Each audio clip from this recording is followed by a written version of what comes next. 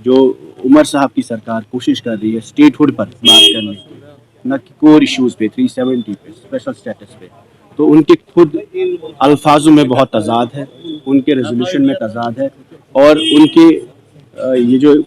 शुरुआत है जम्मू कश्मीर में कि गवर्नेंस पे ही और डीपोलिटिसाइज करने का जो इनिशिएटिव उठाया है, तो उस पर बात हुई। और हमारी कोशिश होगी पीपल्स डेमोक्रेटिक पार्टी की कि कश्मीर की पॉलिटिक्स को keep it at the core of everything, so that चाहे वो असेंबली हो, गवर्नेंस हो, या दिन ब दिन जो पॉलिटिक्स होती है उसमें कश्मीर का मेन डिस्कशन रहे, यहाँ के हालात का, लोगों का, चाहे वो पॉलिटिकल प्रिजनर्स की बात हो, चाहे वो यंगस्टर्स की रिजर्वेशन को रैशनलाइज करने की बात हो, चाहे वो कश्मीर के नौजवानों के खिलाफ जो केसेस हैं उनकी बात हो, जिन मुद्दों पे इलेक्शन लड़ा हमने, चाहे उन्होंने 1 लाख रोजगार देने की बात की हो, चाहे वो उन्होंने फ्री राशन देने की बात की हो, उनको हम याद दिलाते रहेंगे कि आपने जो वादे किए हैं, जो आपको इतना बड़ा मैंडेट मिला है लोगों को, वो मैंडेट आपको उन चीज़ों पे मिला कि यहाँ के नौजवानों के खिलाफ केसेस, उस पर आप बात करिए, उसको छुपाइए नहीं। यहाँ के कैदी बाहर के जेलों में बंद हैं, उनको वापस लाने, घर वापसी की बात करिए, और यहाँ की पॉलिटिकल प्रोसेस को आगे बढ़ाने के लिए बात करिए। सिर्फ रिव्यू मीटिंग से, एडमिनिस्ट्रेटिव फोटो ऑप से, सिर्फ शॉल देने से, सिर्फ दिल्ली जाने से यहाँ के मसले हल नहीं होंगे। और उस यहाँ की एडमिनिस्ट्रेशन भी इससे पहले भी ये काम करते थे। गर्ज ये है कि यहाँ के जो इमोशनल इश्यूज हैं कश्मीर के 370 को लेकर, 35A को लेकर, जो डेमोग्राफिक इश्यूज है, उसको आप एड्रेस करिए। हम असेंबली में भी हमने वो इनिशिएटिव किया, तो आज महबूबा जी ने हमारे सारे जो तीनों MLA की परफॉर्मेंस है उनको उनकी तारीफ की है, and we have decided that we will continue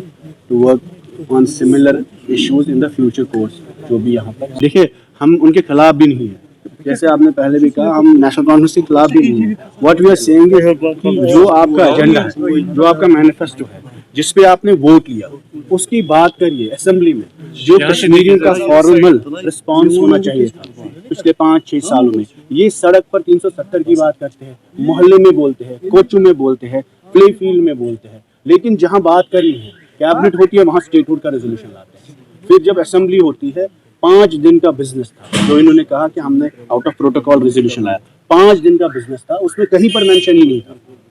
वहां पर कुछ और ही इन्होंने अपने एजेंडे रखे। तो बहुत देर के बाद मिले सब लोग, महबूबा जी की सदारत में सब लीडर थे और कॉन्स्टिट्यूंसी इंचार्ज थे। तो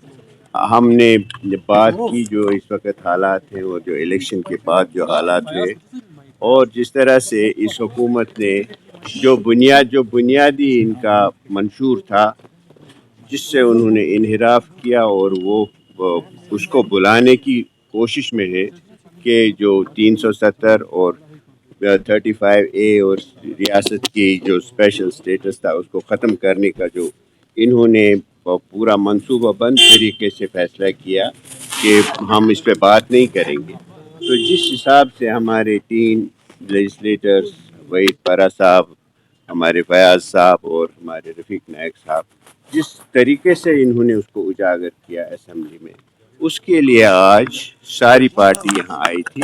और इनको फेलिसिटेट, उनको मुबारकबाद दी और इनसे बात की और गुफ्तशुनी की। हमने पूरे जो माहौल है इस वक्त जम्मू कश्मीर में, जो स्टेट गवर्नमेंट जो अब नई बनी हुई है,